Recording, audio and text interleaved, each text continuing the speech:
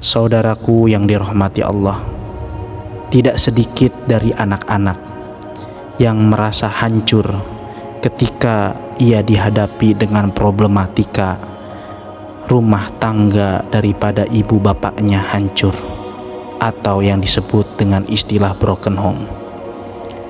Di antaranya adalah karena seorang suami tak mengenal kewajiban terhadap istrinya. Begitupun sebaliknya. Insya Allah kita akan membahas 13 kewajiban suami terhadap istri menurut Al-Islam, sehingga dengan ini diharapkan bisa mengurangi perpecahan, pertikaian, perceraian dalam rumah tangga yang kita bangun, yang kita dambakan, bukan hanya di dunia sampai kepada akhirat kelak. Assalamualaikum warahmatullahi wabarakatuh. Hamdan wa syukurillah amma ba'd. Salawat dan salam semoga juga tercurah terlimpah kepada junjungan alam, baginda besar uswah hasanah Nabi Muhammad sallallahu alaihi wasallam. Sahabat yang dirahmati Allah subhanahu wa ta'ala, untuk menjadi keluarga yang bahagia, sakinah, mawaddah dan warahmah, setiap pasangan harus memenuhi kewajibannya. Tidak hanya istri, namun kewajiban suami terhadap istri juga penting untuk dilakukan. Umumnya, hanya kewajiban istri terhadap suamilah yang sering ditekankan, sedangkan kewajiban suami terhadap istri seringkali tidak diungkit atau bahkan diabaikan. Karena itu, setiap suami wajib tahu, apalagi seorang muslim harus tahu kepada tugas dan tanggung jawab seperti kewajiban suami terhadap istri dalam Islam. Perlu diketahui, kewajiban suami terhadap istri tidak hanya berkaitan tentang uang, nafkah, kebutuhan primer seperti pakaian, tempat tinggal, melainkan juga banyak sekali yang terlewatkan. Insya Allah pada kesempatan ini kita akan bahas, kita akan kupas menurut Al-Quran dan As-Sunnah. Mengutip daripada perkataan Imam Al-Ghazali dalam kitabnya yang berjudul Al-Adab Fiddin dalam Majmu'ah Ar-Rasail, dijelaskan bahwa adab suami terhadap istri adalah bagaimana harus berinteraksi dengan yang baik, bertutur kata yang lembut, dan menunjukkan cinta kasih, serta bersikap lapang ketika sendiri, tidak terlalu sering mempersoalkan kesalahan, memaafkan jika istri berbuat salah. Kemudian juga menjaga harta istri, tidak banyak mendebat dan mengeluarkan biaya untuk kebutuhan istri secara tidak bakhil atau pelit. Berikut juga memuliakan keluarga istri, senantiasa memberi janji yang baik dan selalu bersemangat terhadap istri, agar kiranya setiap semangat yang dikeluarkan, setiap semangat yang ditunjukkan itu dengan ikhlas, bukan keterpaksaan. Yang pertama adalah bergaul dan bertutur kata yang lembut. Bergaul dengan baik di sini dimaksudkan agar suami hendaknya berinteraksi, berkomunikasi dengan istri secara baik dan santun. Meski seorang suami selaku kepala keluarga, tidak selayaknya ia mengambil jarak dari istrinya. Berkomunikasi dengan lembut dan santun, ini menjadi salah satu hal yang wajib dalam rumah tangga. Sebagaimana dijelaskan dalam sebuah ayat Quran surat Al-Imran ayat 159, maka berkah rahmat Allah engkau berlaku lemah lembut terhadap mereka. Sekiranya kamu bersikap keras dan berhati kasar, tentulah mereka menjauhkan diri dari sekitarmu. Karena itu maafkanlah mereka dan mohonkanlah ampun untuk mereka, dan bermusyawarahlah dengan mereka dalam urusan itu. Kemudian apabila engkau telah membulatkan tekad, maka bertawakallah kepada Allah. Sungguh Allah mencintai orang-orang yang bertawakal. Masya Allah. Sehingga bertutur kata dan bergaul dengan yang lembut. Ini merupakan salah satu anjuran bahkan perintah dalam Al-Quran. Sehingga tidak melulu seorang suami harus berkata-kata, akan tetapi haruslah seorang suami menjadi pendengar yang baik, mendengar keluh kesah daripada seorang istri, mendengar cerita istri dan juga permintaan-permintaannya. Seketika insya Allah ketika kita menjadi pendengar yang baik, istri insya Allah akan lebih bahagia dan lebih menurut terhadap apa yang nantinya akan dikatakan suami. Yang kedua, menunjukkan kasih sayang. Selain lemah lembut, kewajiban suami terhadap istri menurut Islam lainnya adalah dengan selalu menunjukkan kasih sayang kepada istri. Meski sedang marah, seorang suami tetap dituntut untuk berlaku baik dan menunjukkan kasih sayangnya. Rasulullah Shallallahu Alaihi Wasallam pun melakukan hal yang sama pada istrinya. Wanita adalah pusat kebaikan dalam rumah tangga dan makhluk yang sangat emosional. Keberadaannya bergantung pada kasih sayang yang didapatkan. Rahasia pernikahan yang bahagia terletak pada ekspresi dan kasih sayang suami kepada istrinya. Jika seorang suami ingin menaklukkan hati pasangan dan memperkuat ikatan pernikahan, maka tunjukkanlah kasih sayang kepada pasangan kita. Kemudian yang ketiga adalah bersikap lapang saat sendiri. Maksudnya seorang suami sebaiknya memiliki kemandirian sehingga sang istri yang sedang tidak bersamanya ia dapat melayani dirinya sendiri dengan baik tanpa mengeluh. Ada kalanya seorang istri yang sakit, maka seorang suami harus bisa cekatan dalam menghandle pekerjaan rumah tangga, baik itu mencuci, memasak, menjahit, dan lain sebagainya. Karena pekerjaan rumah tangga pun dikerjakan pula oleh Rasulullah Shallallahu Alaihi Wasallam dalam hal tanda kutip membantu, bukan sebagai pekerjaan utama. Akan tetapi seluruhnya betul-betul bekerja sama, bukan sama-sama kerja. Sehingga di dalamnya ada kekompakan, ada tausiah, ada nasihat yang senantiasa menghiasi dalam rumah tangga Nabi Muhammad Sallallahu Alaihi Wasallam dan para sahabat. Kemudian yang keempat adalah senantiasa memaafkan istri bila berbuat salah. Dalam agama Islam, memaafkan seseorang sangat dianjurkan. Karenanya seorang suami hendaknya memaafkan kesalahan istri dan mencoba untuk komunikasi dengan baik dalam menyelesaikan permasalahannya. Tidak menjadi seorang suami yang gampang sekali membesar-besarkan masalah atau perkara yang seharusnya bisa diselesaikan dengan kepala dingin. Maka memaafkan istri adalah bagian daripada kebaikan. Sehingga ketika setiap istri bersalah, maka seorang suami harus berlapang dada untuk memaafkan. Kemudian yang kelima adalah tidak banyak mendebat. Berdebat tidak selalu berdampak baik. Bahkan berdebat menjadi pilihan terakhir dalam setiap ayat-ayat Allah Subhanahu wa taala. Wajadilhum billati hiya ahsan. Dan debatlah dengan perkara yang baik, dengan cara yang baik, dan itu merupakan opsi terakhir daripada opsi-opsi lainnya.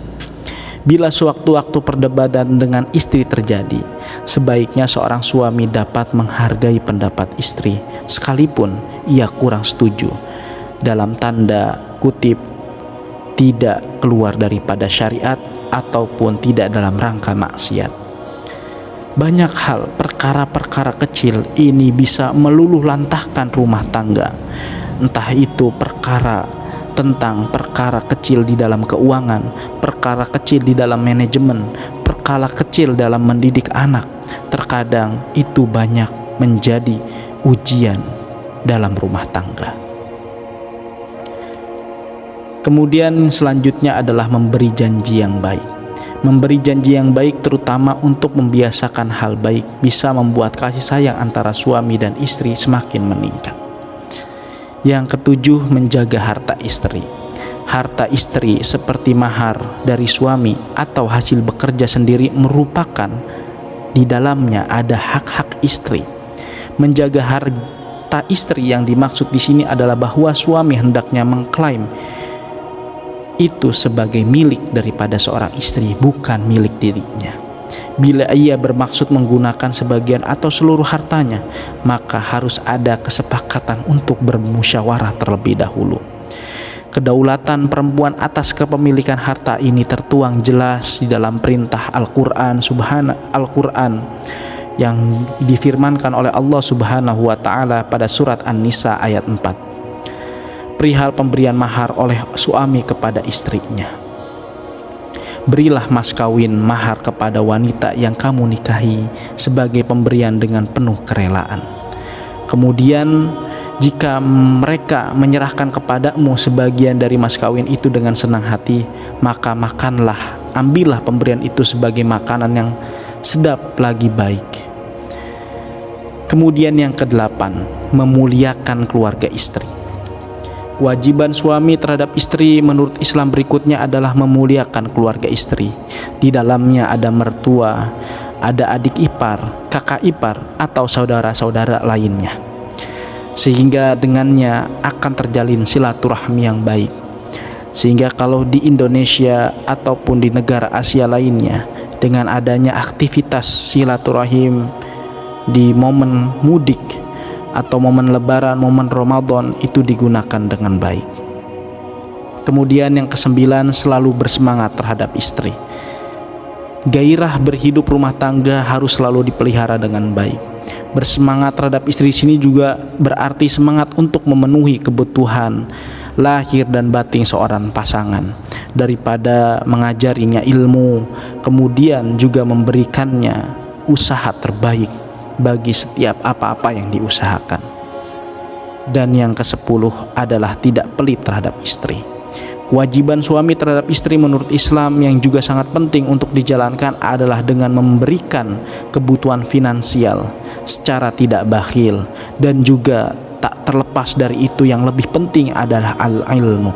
Seorang suami tidak boleh pelit ilmu kepada seorang istri.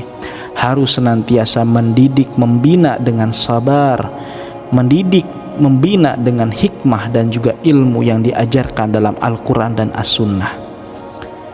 Sehingga tidak boleh seorang suami dan istri pelit satu sama lain.